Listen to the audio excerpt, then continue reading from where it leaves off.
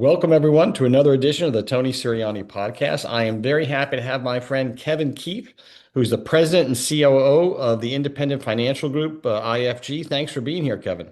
Tony, thank you so much for having me. I appreciate Well, the opportunity to join you today. we're happy to have it. And it's a follow-up from you guys were on the magazine, and it was really well received. So we're glad to continue this conversation. And that actually brings something up that I wanted to ask you about. The magazine's full of, culture. I mean, really, I think that's the thing that came across the most was sort of, IFG culture. And culture is a funny thing because it means different things to different people, and you could say culture, it could even be a turnoff to some people, like, oh, yeah, that's an old boys network, or it's not, I'm not going to be comfortable, or they like one thing and I like another. But it's important, especially in as much as it speaks to advisor alignment, right? I mean, that's the important. You want to go somewhere where you're going to be happy and you're going to enjoy it. So do me a favor and unpack the culture from your point of view. Yeah, so for us and for the last 23 years at Independent Financial Group, culture has played a huge role in sort of who we are as a business, how we hire employees, how we think about recruiting advisors to the business, right? This is a place that as it puts advisors first, right? We first and foremost never forget that we work for the advisors. It's not the other way around. And so culturally, that sort of sets the compass for everybody in a very specific direction.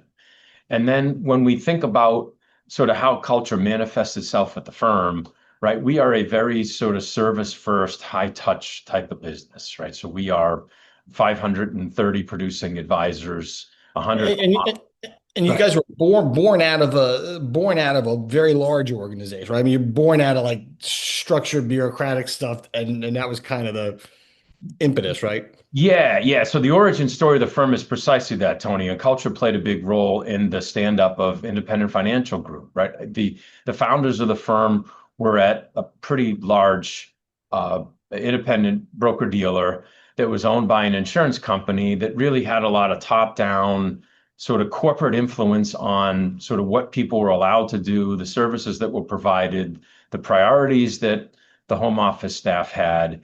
And it really was not about relationships. It wasn't really about connection with advisors. It was really about what was best for the corporate entity, oftentimes at the expense of the community of advisors and in some cases the end clients. So this firm was built out of, hey, this is a relationship business. Let's prioritize relationships with our clients as sort of the number one sort of anchor point for what we do. Let's make sure we understand their businesses individually. Let's make sure they have access to resources and people that appreciate what they're trying to do, how they're trying to do it, and can help get things done. Like, we don't really consider ourselves a service provider. We really do think there's a partnership that's built around that culture, right? Yeah. Right. It's support, it's being aligned, and it's allowing advisors to get access to people who really care about their success. Yeah, and That's also sometimes it's easier. It's never easy to build something. It's a little easier sometimes to build. At least you know what you don't want to be.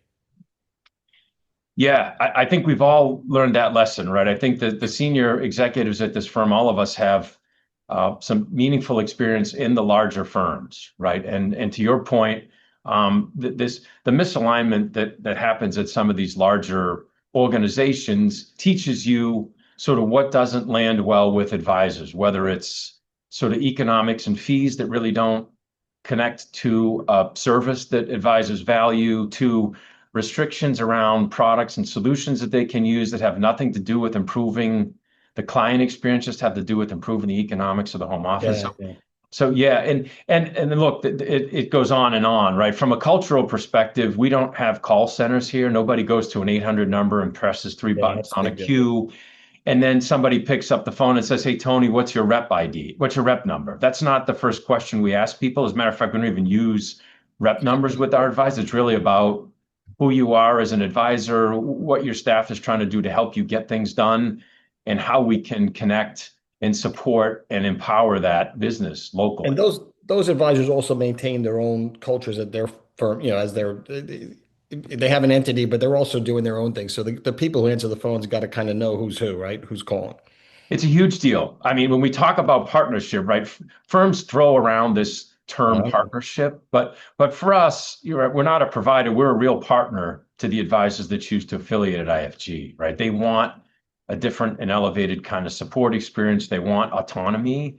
And, it's one of the most overused words in our business. I got to be honest with you, this partnership thing. For us, it means something really specific, right? Advisors are not treated like reps. They're not treated like distribution outlets or entities for some corporate parent. It's partnership is real access, being responsive to our clients, being honest with them about when we can and can't help and what we can do for them, and being willing to really work through true business issues, opportunities together. I mean, And that's partnership. yeah, and you're still well. Thank you because I love definitions of stuff because really that's what you have to do because it's like culture. Everybody says culture, but it means different things to different people. Yep. Um, but you're still a big firm. So how many reps do you have? I mean, you manage. I guess it's a two-part. How many reps are there? I think people will be surprised to know, but it's also been you've been able to keep culture at scale, which I think is a difficult thing to do. Yeah, look, we're 530 producing advisors, generated 320 million in top line revenue. We're the second largest privately held independent firm in the industry today. But not pikers is the idea.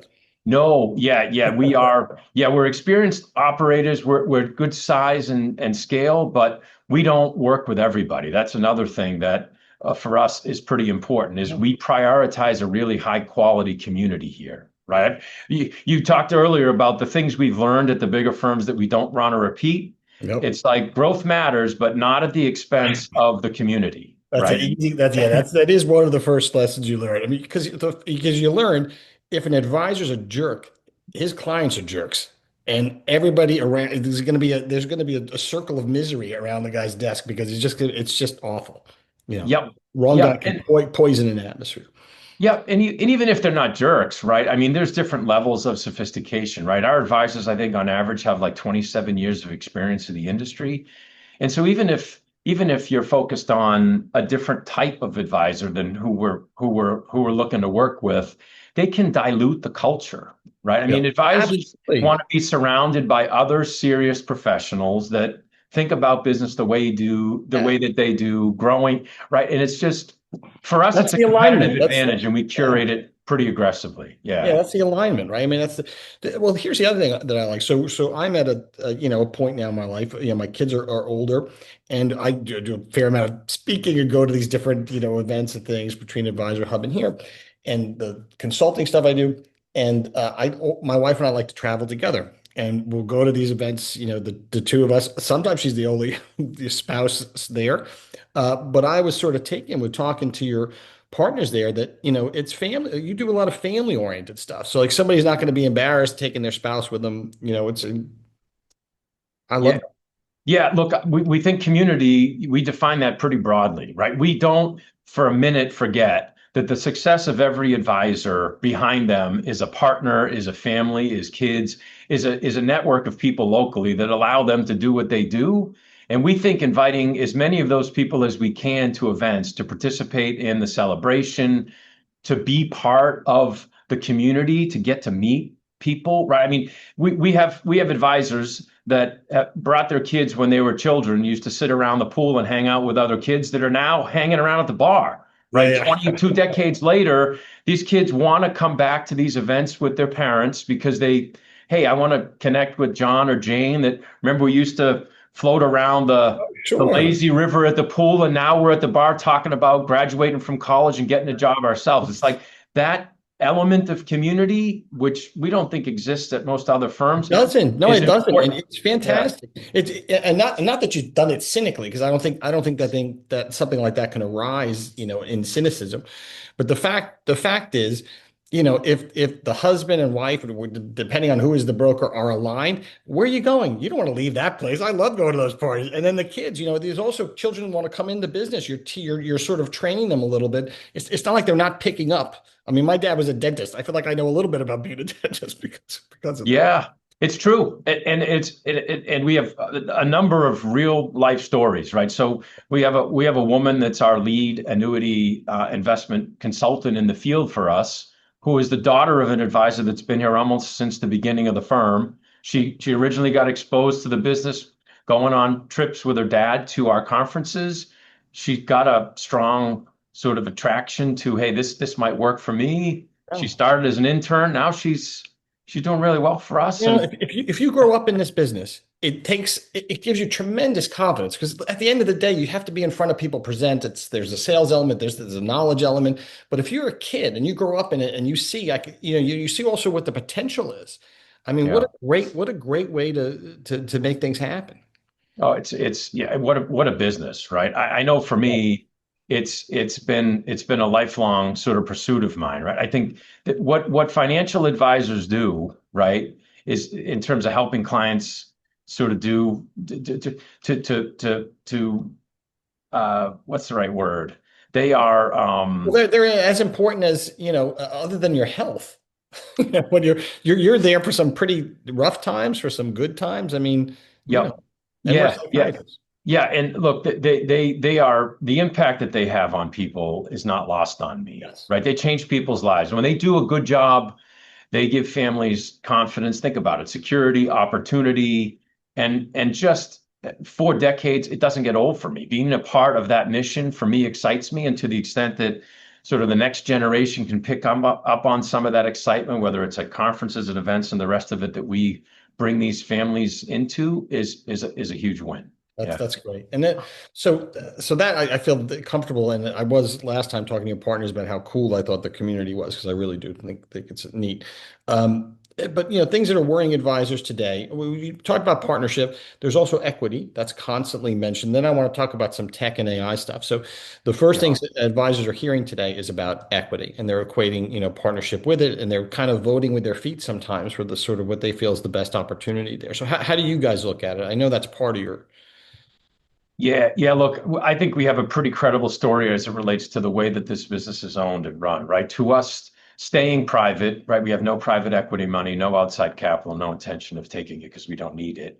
But it's not like a marketing or a branding thing for us, Tony. It matters because Yeah. ownership structure, we've learned, shapes the incentives of the folks that work at the firm, Structure of the decision family. making of the business, time horizon, huge deal. And ultimately, that all trickles down to the advisor experience, right? You use that word alignment a couple times already. We feel really strongly about it and think that alignment is really reinforced here by allowing our advisors to participate in ownership. So last year we had a Rep LP program. We'll do Yeah. another one next year, and employees, right? We think enough about the ownership and its impact on us being effective that we're even having an employee equity ownership program this year. So we'd like to get 15% of the ownership of this business in the hands of advisors and employees. And we think that is a part of our strategy to forever sort of stay private because again, it shapes how people are incented, It how does. we make decisions, and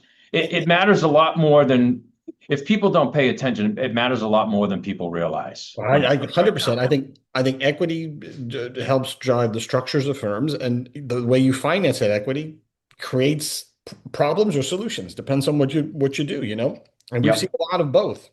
Yep. Yep. I, It's not an abstract thing anymore, right? I no, think no, over no. the last 2 decades, as advisors and businesses have been traded and sold in the market, I Yeah. think there's a lot of sort of deal fatigue around firms that aren't structured the way we are and Yeah. aren't owned the way that we're owned. No, So, no question about it. So yeah. the other thing is the tech. So if I want to go to an independent firm, I am told, there's going to be a diminution in technology. You're not gonna benefit from it, right? They can't scale tech, and then also that there's going to be a diminution in products and services, less sophisticated. I mean, those are the knocks, right? So help me Yeah. Yeah, so for us, I don't know that either of those are true here.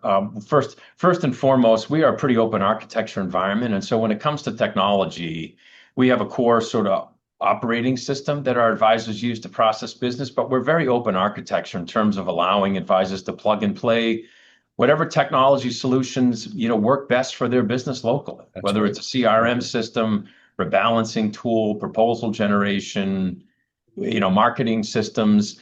We're not about being a tech company, right? We Yeah. think there are a lot of amazing firms out there that are continually innovating in our space, and to try to compete against them as a tech provider just feels like we're not at our highest and best use. So we're much more about controlling the data, allowing advisors to integrate, and supporting whatever infrastructure works best for them locally when it And comes to that it. includes the AI stuff, because obviously all advisors, have that on their list of concerns these days, right? AI. Yeah, yeah, and we're taking an active role on the AI side of things, right? So we think about AI to the extent you care in three big buckets. One of which is AI can create a lot of capacity, right? To create space, eliminating some of the real basic tasks that we or advisors do day to day that's really not high value add. So think Jump AI and other systems that we have enterprise relationships with that allow advisors to really find efficiencies in things that normally aren't terribly efficient, like taking Yeah. notes in a meeting and the rest of it. So capacity for AI is a big focus for us. The second is consistency, right? So AI can really change the way we and advisors show up consistently, either us for advisors or advisors for their clients, so that the experience is much more repeatable and sort of valuable to whoever the consumer is. And then the third is we're helping advisors with AI show up better informed, more equipped for conversations with their clients. So not just consistent, Yeah. but showing up at a totally different level. So AI, we're spending a lot of time working through and working with vendors to help our advisors in those three big buckets that AI can really make a Yeah. difference. Well, so speaking of, believe it or not, we're pretty much out of time. But where do you see, I mean, based on all the conversations between the equity and the culture and the technology and all that, where do you see IFG in 5 years slash, where do you see the industry in 5 years, and how do you fit into it? Yeah. So look, we think we think the industry is primed for a model like IFG. Again, we think more and more sophisticated advisors that are looking to grow at a faster pace than the industry, that want to really differentiate themselves at a local level in a way that's not possible through some of the larger firms, and that want to continue to deliver, the range of things that advise clients come to them in Yeah. need of, right? We think our service model, we think our flexibility and autonomy that's delivered from a firm like IFG is sort of unmatched. And then when you talk about the community, I would suggest some things will not change. Independent advisors, 355 days a year are on their own, right? They're an island in a small town working on Main Street. Maybe they have an assistant or another advisor, but I don't want to say it's a solitary business, but it's a bit of that. And we try to take that solitariness out of it, give them a real community to be a part of, give them a real partner to work with, and hopefully help them reach the goals that they have as independent advisors. So we're 530 advisors today, 320 million in revenue. 5, 6, 7 years from now, could we be 1,000 advisors, each doing 1 million in revenue? That's really what we're going for. Again, we're not size for the sake of size. We're going to Right. keep this business intentionally relatively small. I mean, 1,100 advisors versus some of our competitors is Well, a it's still, little. you still can know everybody with it. I worked at Lake That's Man. right. They were 1,000. If I was, you pretty much knew everybody. Yep. And that's the goal for us. Never to be the biggest, but we always want to still be the best. Yeah. That's the Great. goal. All right, Yeah. well, that's a high note. I'm going to leave it at that. So, thanks so much for being on the show. I thought it was really great having you here, and we'll do this again. Thank you, Tony. I really appreciate the time, and I'm grateful for you giving us the opportunity to chat today. Good to see you Okay. again. Good to see you. All right. Thanks, All Tony. right. So